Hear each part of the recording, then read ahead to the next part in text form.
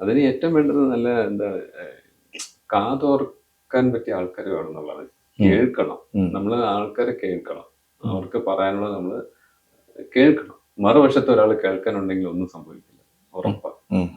ആർജയുടെ ഒരു ടോക്ക് ഉണ്ടായിരുന്നു. അതില് റൂംമേറ്റ് ചീറ്റ് ചെയ്തു എന്നൊരു സംഭവം. ചീറ്റ് ചെയ്തില്ല, പക്ഷെ അതിന് പിടിക്കപ്പെട്ടു. ടിഫിൻ ബോക്സ് എന്തോ സംതിങ് ഡ്രഗ്സ് എന്തോ കയറ്റി വിട്ടു, അങ്ങനെ എന്തോ. അപ്പൊ അതിനെ കുറിച്ച് ആർജെ സംസാരിക്കുന്നുണ്ട്. അത് ഭയങ്കര ആഘാതമായിപ്പോയി. റൂംമേറ്റ് ആണ്, അത്രയും വിശ്വസിക്കുന്ന ഒരാള്. ഞാനിപ്പോ ക്ലാസ് എടുക്കുമ്പോഴും കുട്ടികൾ പറയുന്നത്, നിങ്ങൾക്ക് ഫ്രണ്ട്സ് എത്ര പേരുണ്ട്, ഈ ഫ്രണ്ട്സ് ആരൊക്കെയുണ്ട്, അത് ഇന്റിമേറ്റ് ഫ്രണ്ട് ആരുണ്ടോ ചോദിക്കുന്നത്. നമുക്ക് എന്ത് ഓപ്പൺ ആയിട്ട് പറയണം, എന്ത് കാര്യം. നമ്മള് ഒരു തുറന്ന പുസ്തകം പോലെ നമ്മളെ കുറിച്ച് അറിയാവുന്ന ഒരാൾ, ഒരു ഫ്രണ്ട് ഉണ്ടാവും എന്നാ പറയുന്നത്. ഫാമിലി ഇപ്പം അച്ഛനമ്മയ്ക്ക് പോലും അറിയാത്ത കാര്യങ്ങൾ അച്ഛനമ്മ പോലും ചിലപ്പോൾ മോനെ കുറിച്ച് മോളെ കുറിച്ച് ചിലപ്പോൾ അന്വേഷിക്കുന്ന ഫ്രണ്ടുകളായിരിക്കും. മോളെ അവൾ എന്തെങ്കിലും പറഞ്ഞോ, അവൻ എന്തെങ്കിലും പറഞ്ഞോ. അങ്ങനെ ഒരു ഫ്രണ്ട് ഉണ്ടെങ്കിൽ ഏറ്റവും വലുത് അതാണ്.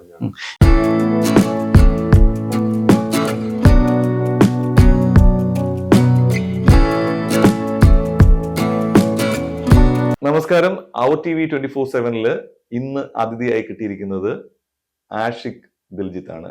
ഡയറക്ടറാണ്, എഴുത്തുകാരനാണ്, അതുപോലെ തന്നെ സൈക്കോളജിസ്റ്റ് ആണ്. അപ്പം വ്യത്യസ്തമായ മേഖലയിലുള്ള ഒരു ആളിനെയാണ് നമ്മുടെ കൂടെ കിട്ടിയിരിക്കുന്നത്. അപ്പൊ നമസ്കാരം.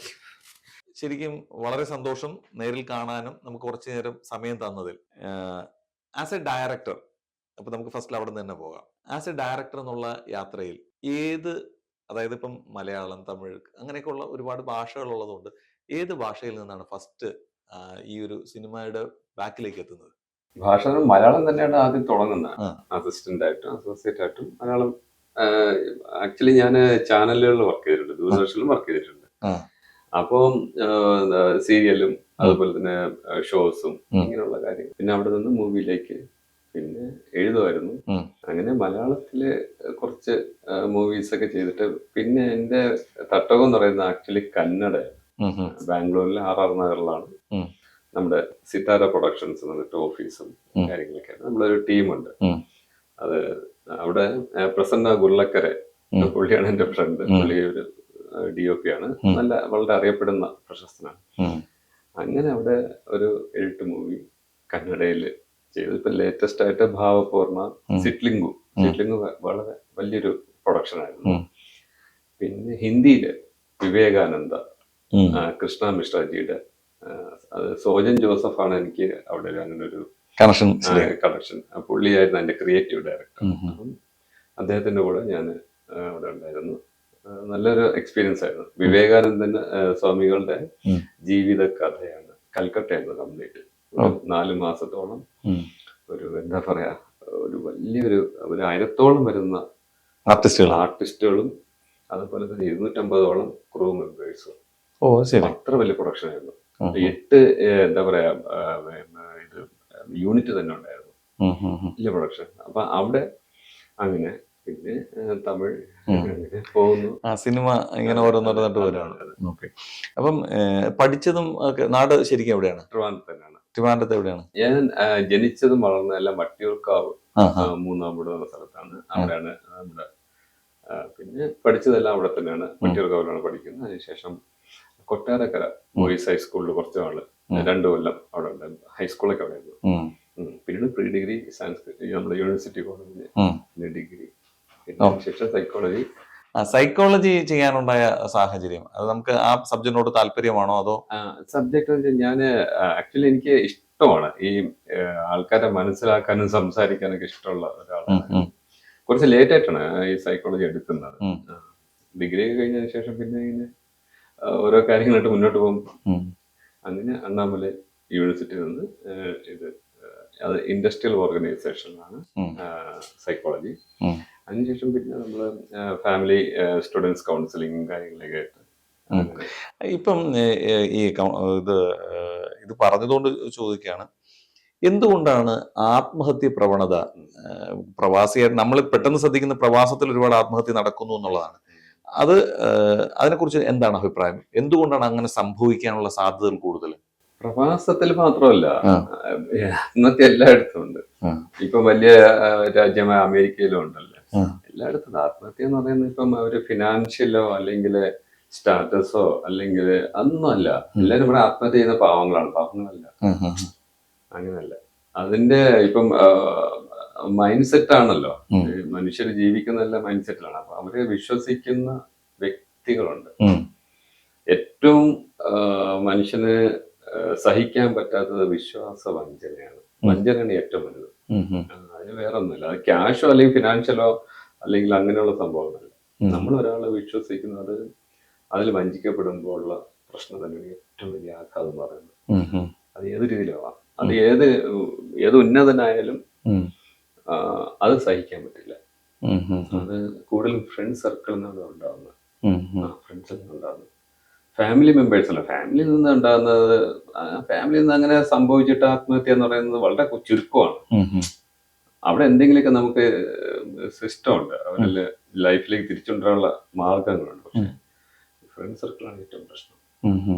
അത് എനിക്ക് തോന്നുന്നു ഈ തുറന്ന് ഉള്ള ഒരു ബന്ധം, അതായത് നമുക്ക് ഒരുപാട് ഫ്രണ്ട്സ് ഉണ്ടായിരിക്കും, ശരിക്കും റിയൽ ആയിട്ടുള്ള ഫ്രണ്ട്സ് വളരെ കുറവായിരിക്കും നമ്മൾ ഡെപ്തിലോട്ട് പോകുമ്പോൾ. അതും ഒരു കാരണമല്ലേ? കറക്റ്റ് ആണ്. അതാ ഞാനിപ്പോ ക്ലാസ് എടുക്കുമ്പോഴും കുട്ടികൾ പറയുന്നത്, നിങ്ങൾക്ക് ഫ്രണ്ട്സ് എത്ര പേരുണ്ട്, ഈ ഫ്രണ്ട്സ് ആരൊക്കെയുണ്ട്, അത് ഇന്റിമേറ്റ് ഫ്രണ്ട് ആരുണ്ടെന്ന് ചോദിക്കുന്നത്. നമുക്ക് എന്ത് ഓപ്പൺ ആയിട്ട് പറയണം, എന്ത് കാര്യം. നമ്മള് ഒരു തുറന്ന പുസ്തകം പോലെ നമ്മളെ കുറിച്ച് അറിയാവുന്ന ഒരു ഫ്രണ്ട് ഉണ്ടാവും എന്നാ പറയുന്നത്. ഫാമിലി ഇപ്പം അച്ഛനമ്മയ്ക്ക് പോലും അറിയാത്ത കാര്യങ്ങൾ അച്ഛനമ്മ പോലും ചിലപ്പോൾ മോളെ കുറിച്ച് ചിലപ്പോൾ അന്വേഷിക്കുന്ന ഫ്രണ്ടിനോടായിരിക്കും. മോളെ അവൾ എന്തെങ്കിലും പറഞ്ഞോ, അവൻ എന്തെങ്കിലും പറഞ്ഞോ, അങ്ങനെ ഒരു ഫ്രണ്ട് ഉണ്ടെങ്കിൽ ഏറ്റവും വലുത് അതാണ്. ഇപ്പൊ അത്തരക്കാർ കുറവാണ്. കാരണം ഇപ്പൊ നമുക്ക് ഒരു ഫ്രണ്ടിനോട് തന്നെ പറയാൻ പറ്റില്ലല്ലോ. ഈ ഒരാളോട് അവരുടെ വിഷമം അല്ലെങ്കിൽ അവരുടെ ഒരു ഇൻസിഡന്റ് പറയുമ്പോൾ അത് മാനിപ്പുലേറ്റ് ചെയ്യപ്പെടുകയോ അല്ലെങ്കിൽ അത് സ്പ്രെഡ് ചെയ്യപ്പെടുകയോ അവരെ അപമാനിക്കപ്പെടുകയോ ഒക്കെ അല്ലേ സംഭവിക്കുന്നത്? കറക്റ്റാണ്. ഞാൻ ഇന്നലെ നമ്മള് മലയാളി സമാജത്തിലായിരുന്നു കുറച്ച് ദിവസത്തെ ഇതുണ്ടായിരുന്നു സമ്മർ ക്യാമ്പ്. ഫോണിന്റെ വില വരുമ്പോ FM കേട്ടൊരു സംഭവമാണ്. അതായത് ഇവിടെ ഷാർജയിലാണ് തോന്നുന്നു, ഐ തിങ്ക് സോ, ഒരു RJയുടെ ഒരു ടോക്ക് ഉണ്ടായിരുന്നു. അതില് റൂംമേറ്റ് ചീറ്റ് ചെയ്തു എന്നൊരു സംഭവം. ചീറ്റ് ചെയ്തില്ല, പക്ഷെ അതിന് പിടിക്കപ്പെട്ടു. ടിഫിൻ ബോക്സിൽ എന്തോ സംതിങ് ഡ്രഗ്സ് എന്തോ കയറ്റി വിട്ടു, അങ്ങനെ എന്തോ. അപ്പൊ അതിനെ കുറിച്ച് RJ സംസാരിക്കുന്നുണ്ട്. അത് ഭയങ്കര ആഘാതമായിപ്പോയി. റൂംമേറ്റ് ആണ്, അത്രയും വിശ്വസിക്കുന്ന ഒരാള് ഇയാൾക്ക് കൊടുത്തു വിടുന്ന ഒരു സംഭവം. അത് പിടിക്കപ്പെട്ട ഇയാൾ ഉറപ്പായും ജയിലിലാണ്, ജീവിതം പോയി. അതെ. അവിടെയാണ് പ്രശ്നം. ഇതാണ് ഞാൻ പറഞ്ഞത്, ചീറ്റിംഗ്. അപ്പൊ ഇത് ആക്ച്വലി അത് ആത്മഹത്യയുടെ വക്കിലെത്തിക്കുന്ന സംഭവം തന്നെയാണ് ഇങ്ങനെയുള്ള സംഭവങ്ങൾ. കാരണം വേറെ ഒന്നും ചെയ്യാനില്ല. ഞാൻ ഇത്രയും വിശ്വസിച്ച് എനിക്ക് ഇത്രയും ഒരു സംഭവം, ഇതാണ് ഈ ചീറ്റിംഗ് എന്ന് പറയുന്നത്. ഉദ്ദേശിക്കുന്നത് ഇത് തന്നെയാണ്. മറ്റേ ലൈംഗികപ്പെടുന്ന അത് മാത്രമല്ല, അങ്ങനെയല്ല, ഇങ്ങനെയുള്ള ചീറ്റിങ്സ് ഉണ്ട്. ഫിനാൻഷ്യലി, അതുപോലെ തന്നെ ഈ ബാക്ക് ടോക്ക്, ഏറ്റവും വലിയ പ്രശ്നമാണ്. നമ്മുടെ അടുത്ത് വളരെ സൗഹൃദമായിട്ട് നിൽക്കുകയും നമ്മൾ ഇല്ലാത്തപ്പോൾ നമ്മളെ കുറിച്ച് മോശമായി പറയും. അത് ഒരു മൂല്യച്യുതിയുടെ ഒരു പ്രശ്നം കൂടിയാണ്. ഇത് ഈ എന്തുകൊണ്ട് ആത്മഹത്യക്ക് മുമ്പ് നിങ്ങൾക്ക് ഒന്നുകൂടെ ചിന്തിച്ചുകൂടാന്ന് ചോദിക്കാൻ പറ്റാത്തൊരവസ്ഥ. കാരണം അവർ ആത്മഹത്യ ചെയ്തു പോയി. നമുക്ക് അവരെ അങ്ങനെ ഒരു സമൂഹത്തിൽ വേറൊരാൾ ആത്മഹത്യ ചെയ്തത് നമ്മൾ ആഗ്രഹിക്കും. പക്ഷെ അവർക്ക് വേണ്ടി നമ്മൾ എന്ത് ചെയ്യുന്നു? സമൂഹം എന്ത് ചെയ്യുന്നു? അല്ലേ? അവർക്ക് വേണ്ടി എന്തെങ്കിലും ചെയ്യണ്ടേ സത്യസന്ധമായും? അതിന് ഏറ്റവും വേണ്ടത് നല്ല കാതോർക്കാൻ പറ്റിയ ആൾക്കാർ വേണം എന്നുള്ളതാണ്. കേൾക്കണം. നമ്മള് ആൾക്കാരെ കേൾക്കണം. അവർക്ക് പറയാനുള്ളത് നമ്മള് കേൾക്കണം. മറുവശത്ത് ഒരാൾ കേൾക്കാനുണ്ടെങ്കിൽ ഒന്നും സംഭവിക്കില്ല, ഉറപ്പാണ്. എനിക്കൊരാളുണ്ട്, എന്നെ കേൾക്കാൻ ഒരാളുണ്ട്, അത് തന്നെ ഒരു ആശ്വാസമാണ്. അതെ. അത് മിക്കവാറും ഈ അച്ഛൻ മകൾ കൂട്ടുകെട്ട്, ഏറ്റവും അച്ഛനോട് അടുത്ത് നിൽക്കുന്ന ഈ പെൺകുട്ടികൾ എപ്പോഴും അച്ഛനോട് അടുത്ത്. അപ്പം ആ സൗഹൃദം ഭയങ്കര ഒരു നല്ല സൗഹൃദമാണ്. എന്തും പറയാൻ പറ്റുന്ന, ഇഷ്ടം പോലെ. അത് അമ്മയും മോളേക്കാൾ നല്ലതല്ല, കൂടുതൽ ഞാൻ കണ്ടിട്ടുള്ളത് അച്ഛനും മകളുമാണ്. അപ്പൊ അവിടെ അങ്ങനെയുള്ള സൗഹൃദങ്ങളുണ്ടല്ലോ, അത് വളരെ വലുതാണ്. അതുപോലെ അമ്മയും മകൻ എന്തും അമ്മയോട് പറയും, അച്ഛനോട് പറയത്തില്ല, പക്ഷെ അമ്മയോട് പറയും. അത് നല്ല സൗഹൃദമാണ്. അതിനെ മാക്സിമം നമ്മള് മുന്നോട്ട്, അതിനെ മാക്സിമം നമ്മൾ പ്രൊമോട്ട് ചെയ്യണം പോസിറ്റീവായിട്ട് അവർക്ക്. ഫാമിലി തന്നെയാണ് പ്രശ്നം. ഫാമിലി എന്ന് പറഞ്ഞാല് മക്കളുടെ മക്കള് തെറ്റ് ചെയ്താൽ അതിന് കാരണക്കാര് പാരന്റ്സിനാണ്. മക്കള് പാവങ്ങളാണ്, സത്യമാണ്. അവരുടെ ഫ്രണ്ട്ഷിപ്പ്, അവരുടെ ഒരു ഡൈനിങ് ടേബിളിൽ അവരെ ഇരുന്ന് ചെവി, എന്താ പറയുക, കാതോറ്, അവർ പറയുന്ന കേൾക്കാനുള്ള സന്മനസ് ഒരു 10 മിനിറ്റ് ഡെയിലി അവർക്ക് വേണ്ടി സ്പെൻഡ് ചെയ്യാമെങ്കിൽ അതിനേക്കാൾ വലുത് വേറെ ഒന്നുമില്ല. നമുക്ക് ഒരുപാട് പ്രോബ്ലംസ് സോൾവ് ചെയ്യാൻ ഈസി ആയിട്ട് പറ്റും. എന്തും പറ്റും. ഇപ്പൊ ഫ്രണ്ട്സിന്റെ ചീറ്റിംഗ് ആയപ്പോൾ അമ്മ എനിക്ക് ഇങ്ങനെ സംഭവിക്കും, പോകട്ടെ പോലെ സാരമില്ല, അതൊക്കെ സംഭവിക്കും, പോട്ടെ, നീ അത് വിട്ടുകള എന്ന് പറയാൻ പറ്റിയ ഒരു അമ്മയോ അല്ലെങ്കിൽ മറുപക്ഷത്തിൽ അച്ഛനോ ഉണ്ടെങ്കിൽ ഒരു പ്രശ്നമില്ല. അവിടെ തന്നെയാണ് പ്രശ്നം. This program brought to you by NK Group, Lucky Center and Lucky Department Store, Ajuman.